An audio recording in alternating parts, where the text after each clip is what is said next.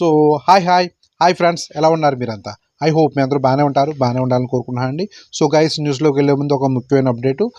ఇండియాలో ఈరోజు బడ్జెట్ ప్రవేశపెట్టారు మన Indian finance minister Nirmala Sitharaman గారు.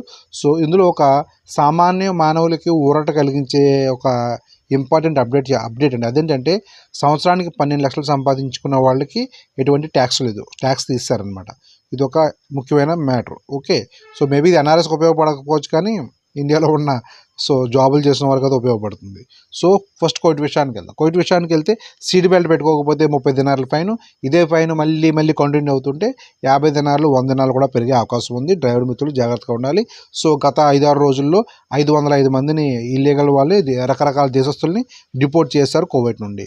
సో నెక్స్ట్, డ్రైవ్ చేసే మిత్రులు ఎవరైతే ఉన్నారో సిగ్నల్ దగ్గర చూడండి, వేరే రోడ్లో టర్నింగ్ తీసుకుంటారు కదా. సో టర్నింగ్ తీసుకునే వాళ్ళు ఎటువైపు టర్నింగ్ తీసుకోండి, ఆ పక్కకు దగ్గరగా ఉండి టర్నింగ్ తీసుకుంటే సేఫ్ అండి.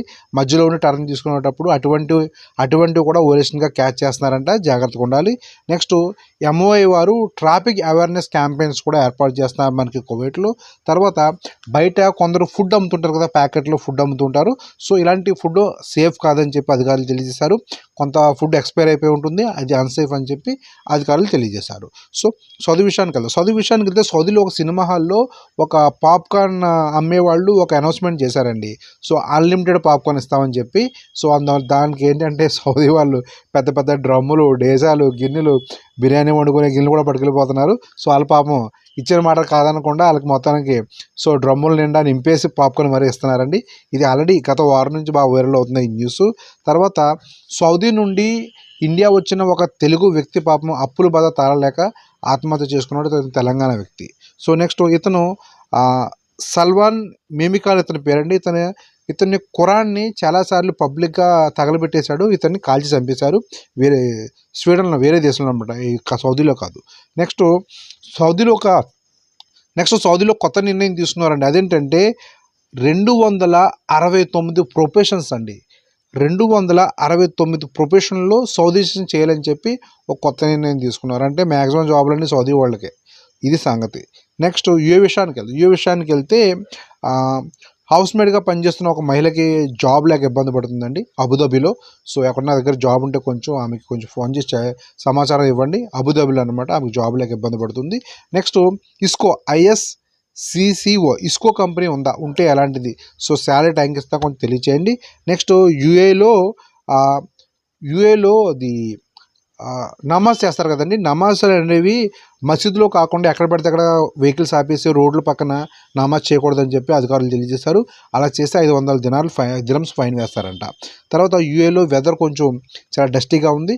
డ్రైవర్ మిత్రులు అయితే కొంచెం జాగ్రత్తగా చూసి నడపాలి వెహికల్స్.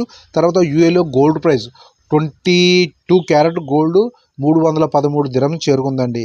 సో నేను 70 దిరమ్స్ జరుగుతుంది ఈ గోల్డ్. సో ఇదేంటి సంగతి. తర్వాత పెట్రోల్ ప్రైలు డిస్ప్లే చేశారు, చూసుకోండి. సో వామన్ విషయానికి వెళ్తే వామన్లో బహనాస్ BAHNAS బహనాస్ ఇంటర్నేషనల్ కంపెనీ ఉంటే ఎలాంటి ఇంటర్వ్యూ, ఆల్రెడీ ఇది కంపెనీకి ఇంటర్వ్యూ జరుగుతున్నాయి, మేబీ విశాఖపట్నం జరుగుతున్నాయి అనుకుంటానండి. సో మిత్రులు ట్రై చేస్తున్నారు, ఈ కంపెనీ అంటే కొంచెం తెలియచేయండి. కొంత మిత్రులకి ఆల్రెడీ జాబ్స్ వచ్చినట్టు ఉన్నాయి ఇందులో. తర్వాత ఖతర్ అమీర్ గారు రీసెంట్గా వామన్ పర్యటనకు వచ్చారు, మీ అందరికీ తెలిసిన విషయమే. అయితే ఖతర్ అమీర్ గారు, హైతమ్ బిన్ తారిక్ గారు తెలియజేస్తారు, ఇరు దేశాల సంబంధాలు చాలా బలోపేతంగా ఉన్నాయి, ఒక దేశం తోడుగా ఉంటామని చెప్పి ఖతర్ అమీర్ గారు, హైతమ్ బిన్ తారిక్ గారు తెలియజేశారు. సో వామన్లో ఇంత పెద్ద న్యూస్ ఏం లేదండి. బెహ్రెన్ విషయానికి వెళ్తే క్లైమేట్ చల్లబడుతుంది. బెహ్రెన్లో 11 డిగ్రీల వరకు టెంపరేచర్ నమోదవుతుంది. తర్వాత ఎంసీఎస్సీ కంపెనీ బెహ్రెన్లో ఉంటే అలాంటిది శాలరీ టైంకి ఇస్తున్నా కొంచెం తెలియచేయండి. సో తర్వాత కోకోకోలా కన్జంప్షన్ శరీరానికి ఏమీ హానికరం కాదు, ఆరోగ్యం పోడదని చెప్పి మినిస్టర్ వారు స్టేట్మెంట్ ఇచ్చారు. సో తర్వాత అకామాని లేట్గా రెన్యూవల్ చేసుకుంటే ఫైన్స్ని తగ్గించాలి, ఫైన్స్ని వేయకూడదు, ఫైన్స్ని తీసేయాలని ఎంపీలు ఒక సమస్యను లేవనెత్తారండి పార్లమెంట్లో. సో అకామా లేట్ రెన్యూవల్ యొక్క ఫైన్ తీసేయాలని చెప్పి.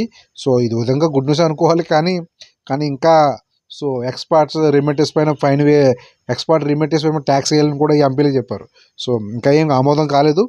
తర్వాత ఖతర్ విషయానికి వెళ్తే ఒక ఇండియన్ ఎక్స్పర్ట్, ఖత్తర్లో ఉండే ఇండియన్ ఎక్స్పర్ట్, ఇతనికి బిగ్ టికెట్లో 1 మిలియన్ దిరమ్స్ $1 మిలియన్ దిరమ్స్‌లో ఆటో తగిలిందంటండి. తర్వాత సో, ఈ డెలివరీ డ్రైవర్స్ రోడ్డు పైన అటు ఇటు కష్టసారంగా డ్రైవ్ చేస్తుంటారు కదండీ! వీళ్ళ కోసం ప్రత్యేకంగా సో, పోలీస్ అధికారులు ఒక వీడియో రిలీజ్ చేశారు. సో, చాలామంది ఖతారీ వాళ్ళు వాళ్ళ అభిప్రాయం తెలియజేశారు. వీళ్ళు విదేశాల నుంచి వచ్చి ఇక్కడ జీవనోపాధి నిమిత్తం పనిచేసుకుంటారు. సో, ఇష్టాసారంగా వెహికల్ డ్రైవ్ చేస్తారు. ఆళ్ళ వల్ల వాళ్ళకి ప్రమాదమే, ఎదుటి వ్యక్తులకు ప్రమాదమే. జాగ్రత్తగా ఉండాలని చెప్పి ఒక వీడియో రిలీజ్ చేశారండి. తర్వాత సిరియాకి, ఖతర్‌కి మధ్య సత్సంబంధాలు చాలా బలంగా ఉన్నాయని చెప్పి ఖతర్ అమీర్ గారు తెలియజేశారు. సో, ఖతర్ అమీర్ గారు సిరియా పర్యటనకు కూడా వెళ్లారు. తర్వాత షుగర్ పేషెంట్స్ ఖతర్‌లో కొన్ని హాస్పిటల్‌లో షుగర్ పేషెంట్స్ పెరుగుతున్నారంటండి. నెక్స్ట్ సో, చూడండి ఒక మిత్రుడు కామెంట్ పెట్టారండి. సో, నిన్న సెల్ ఫోన్ దొబ్బేశారని చెప్పి ఒక వీడియో పెట్టాను కదండీ! వామన్‌లో జరిగింది. పాపం ఐఫోన్ దొబ్బేశారు, సెల్ ఫోన్ దొబ్బేశారంటండి యాపిల్ ఫోను. అయితే ఒక మిత్రుడు కామెంట్ పెట్టారు చూడండి. ఇలాంటివి పెద్దగా ఖతర్‌లో జరగవేమో బ్రో అని చెప్పి. నిజమే బ్రో. ఖతర్‌లో దొంగతనాలు పెద్దగా జరగవండి. ఎప్పుడు అంటే మన వార్తల్లో కూడా ఇప్పుడు పెద్దగా ఖతర్‌లో దొంగతనాలు జరిగినట్టు ఎప్పుడు నేను కూడా చెప్పలేదు కూడా. ఈ ఒమన్‌లో గానీ, కువైట్‌లో గానీ, బహ్రెయిన్‌లో గానీ సో, ఇలాంటి చోట్ల ఈ సౌదీ సైడ్ కూడా దొంగతనాలు బాగా ఎక్కువ జరుగుతాయి. ఇలాంటి చోట్ల జరుగుతాయండి. ఖతర్‌లో అయితే పెద్దగా దొంగతనాలు తక్కువే అనుకోవాలి. ఓకే గైస్, మనం నెక్స్ట్ వీడియోలో మళ్ళీ కలుద్దాం. అంతవరకు బాయ్.